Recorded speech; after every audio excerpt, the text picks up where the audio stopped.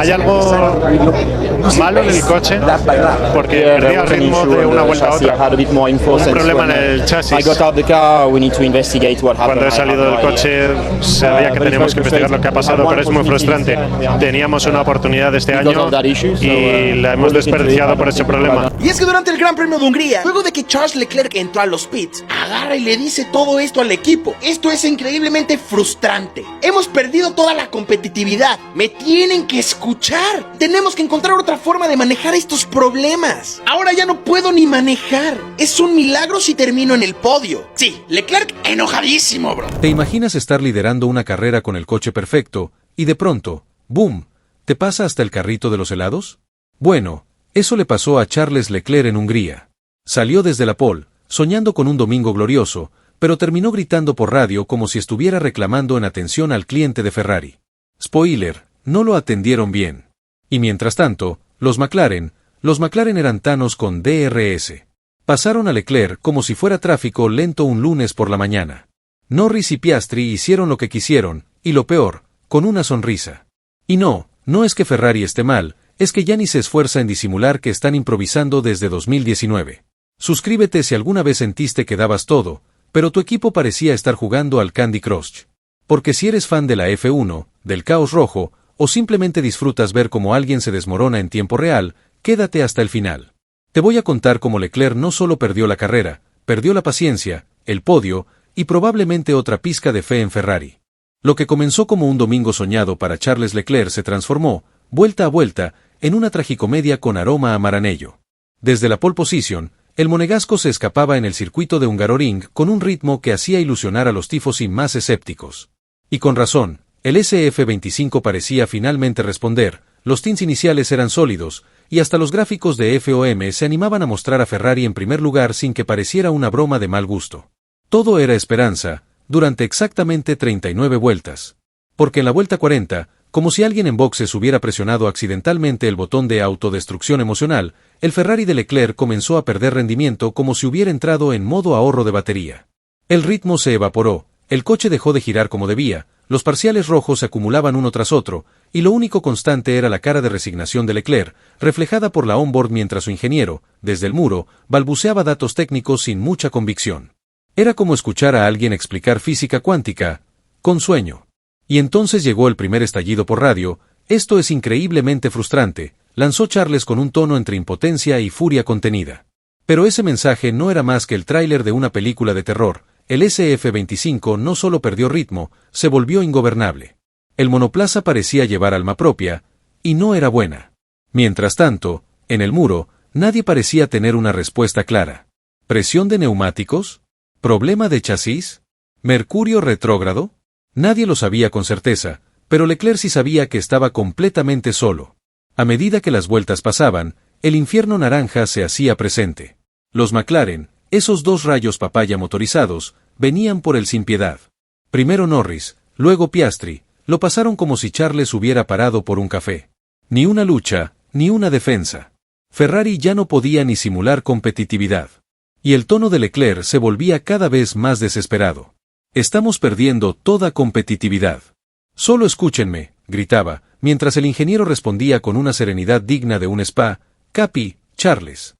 Esas radios deberían estudiarse en psicología deportiva, un hombre tratando de salvar su carrera mientras sus ingenieros dudan entre cambiar estrategia o ver qué hay de postre en el hospitality. Y lo más cruel, aún no había terminado la caída. George Russell también aprovechó el drama y lo rebasó para robarle el podio, coronando el desastre. Para entonces, Leclerc ya no hablaba, gritaba. Se sentía traicionado no solo por el coche, sino por un equipo que lleva años especializándose en cómo perder sin necesidad de rivales. Mientras tanto, los McLaren festejaban su cuarto doblete seguido como si el campeonato ya estuviera sentenciado, y quizás lo esté. Leclerc terminó cuarto, con 45 segundos perdidos desde la vuelta 40 hasta el final. El equivalente a una eternidad en la Fórmula 1. Terminó tan destruido como el chasis que lo acompañó. Y para colmo, en las entrevistas postcarrera soltó una frase que, si uno la repite en voz alta, parece un grito de auxilio: de esta primera parte de la temporada no salvo nada. ¿Y cómo salvar algo, Charles, si hasta tus radios parecen un monólogo de tragedia griega? Mientras Charles se desesperaba en su cabina roja, viendo cómo el rendimiento de su monoplaza se deshacía como pastel mal horneado. Los dos McLaren venían detrás como si fueran enviados por Elon Musk, no por Zak Brown.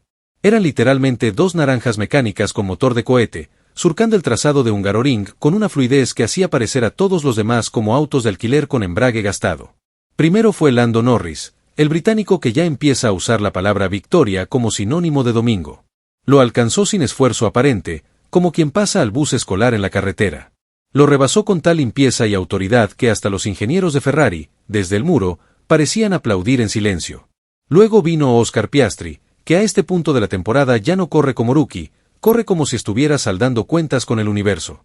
También pasó a Leclerc sin drama, sin lucha, sin siquiera mirarlo.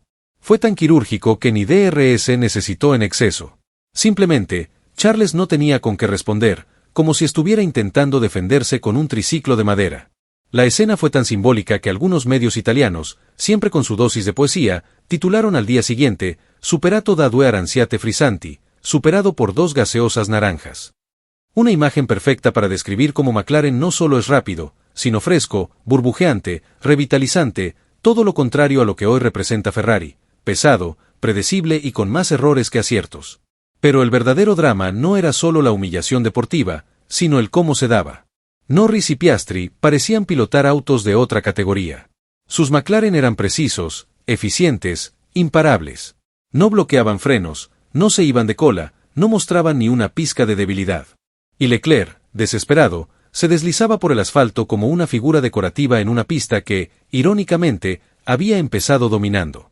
Se comenta, de forma no confirmada pero cada vez más difundida, que por la radio interna, en uno de los múltiples arranques de furia, Charles habría dicho entre dientes: es como correr contra dos robots. Ni una bloqueada, ni un error, esto es legal. Una frase cargada de impotencia, sarcasmo y una pizca de teoría conspirativa. Y honestamente, nadie podría culparlo por pensar así. Después de todo, cuando estás en un Ferrari que de repente se convierte en una carroza medieval, cualquier cosa parece injusta. Y es que el problema, como ya es tradición en Maranello, no está en los rivales. Ferrari siempre encuentra la manera de ser su propio obstáculo. Aunque los McLaren volaran, el desastre ya se estaba gestando desde adentro. La presión de neumáticos, el chasis, la estrategia, los mensajes de radio que suenan como diálogos de una comedia absurda, todo contribuye a un panorama que más que de Fórmula 1 parece de la oficina versión italiana. Leclerc, al verse superado sin resistencia, sin estrategia de defensa, sin un plan B desde el muro, terminó atrapado en una narrativa que ya conoce bien: ser el talento que brilla mientras su equipo lo apaga con decisiones incoherentes. Y mientras los McLaren se alejaban camino a otro doblete histórico, Charles se quedaba solo, hablando con un ingeniero que ya ni lo calmaba, sino que simplemente asentía en silencio, como quien acompaña el llanto de un amigo sin poder decir nada útil. Y así, en plena Hungría, Leclerc no solo perdió una carrera. Perdió la fe, otra vez. A todo esto, el muro de Ferrari estaba en lo que ya se ha convertido en su especialidad: una mezcla de confusión crónica, reacciones tardías y estrategias dignas de un laboratorio de física cuántica mal financiado. Mientras Leclerc veía cómo el coche que había dominado la clasificación se transformaba en un trineo de Navidad fuera de temporada, en la radio del equipo reinaba un silencio inquietante interrumpido por frases que solo agravaban el incendio. «Solo escúchenme, tengo el coche roto», gritaba Charles, con una voz que mezclaba desesperación con la resignación de alguien que ya ha pasado por esto muchas veces. Pero lo verdaderamente desconcertante fue la respuesta del ingeniero, lanzada con la emoción de un GPS de 1998. «Entendido, pero mantén el ritmo». ¿Mantén el ritmo? ¿Qué ritmo, exactamente? ¿El del desastre? La sensación era clara: Ferrari volvía a no entender nada.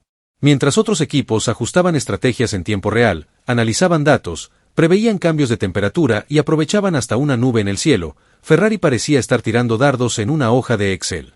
Lo único que sabían con certeza era que estaban perdiendo rendimiento, pero no sabían por qué. ¿Neumáticos? ¿Chasis? ¿Fantasmas?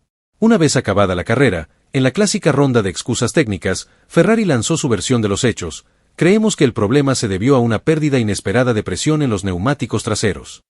Una declaración tan vaga y genérica que podría aplicarse a cualquier coche de calle después de una semana sin usar. Pero Leclerc, que ya no está para diplomacias, fue directo y afilado: fue el chasis. Lo que sea que digan, fue el chasis. Punto.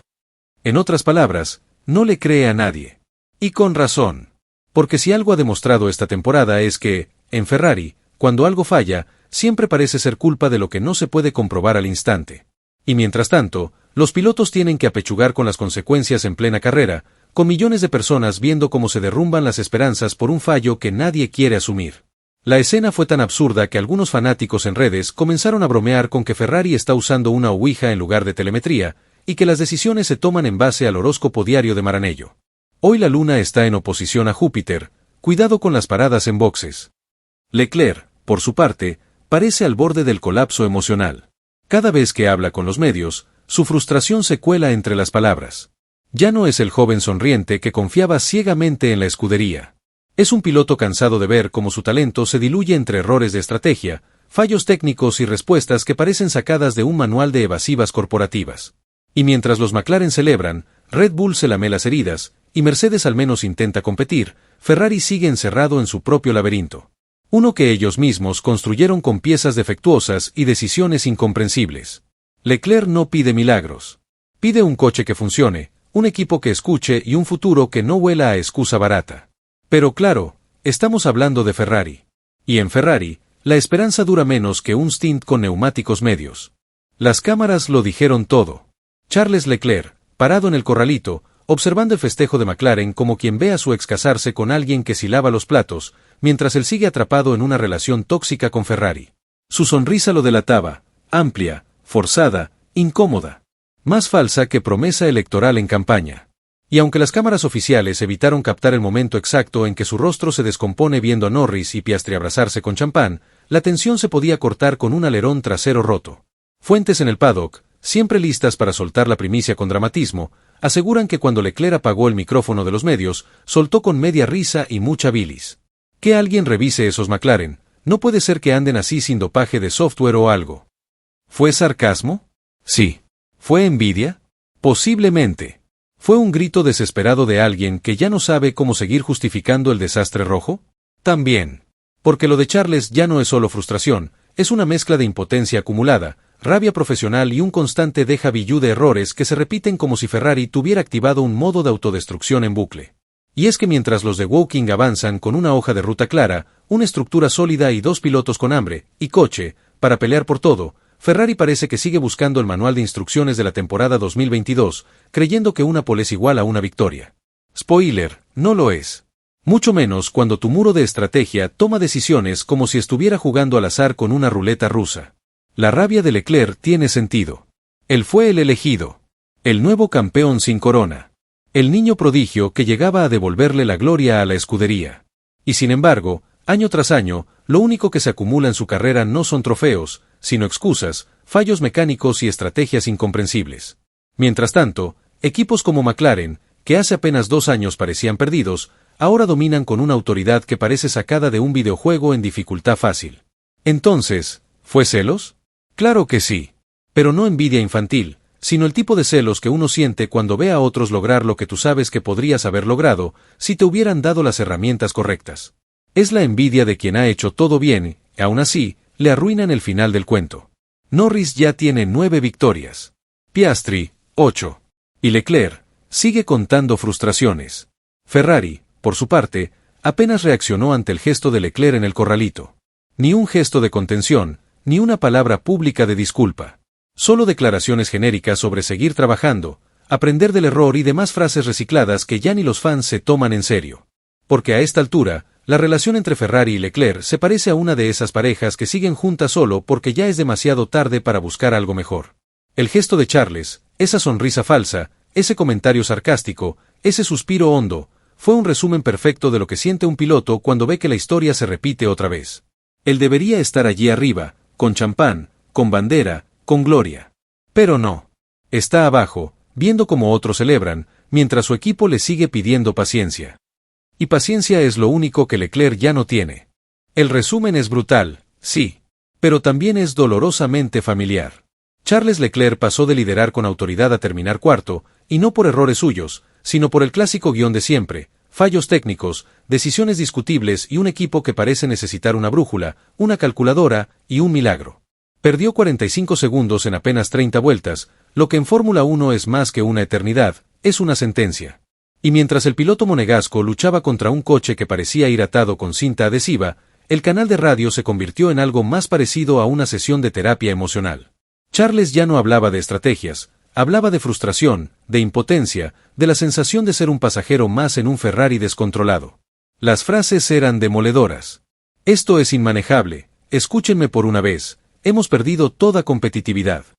Todo eso con un tono que no necesitaba traducción. Estaba roto. Otra vez. Mientras tanto, en el otro extremo del paddock, Lando Norris celebraba su 9ª victoria como quien ya se está probando el anillo de campeón del mundo. Piastri, por su parte, hacía lo propio sabiendo que aunque haya perdido el duelo en pista, sigue liderando el campeonato.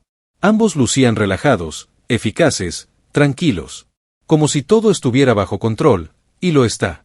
Porque McLaren no solo tiene el mejor coche, también tiene un equipo que sabe lo que hace, una estructura estable y, sobre todo, confianza. ¿Y Ferrari? Ferrari tiene frases vacías. Después del Gran Premio de Hungría, desde Maranello lanzaron otra de esas declaraciones que ya parecen escritas por una inteligencia artificial entrenada en excusas corporativas. Estamos evaluando el conjunto de datos, aprendiendo de lo ocurrido y enfocándonos en nuestro desarrollo a futuro.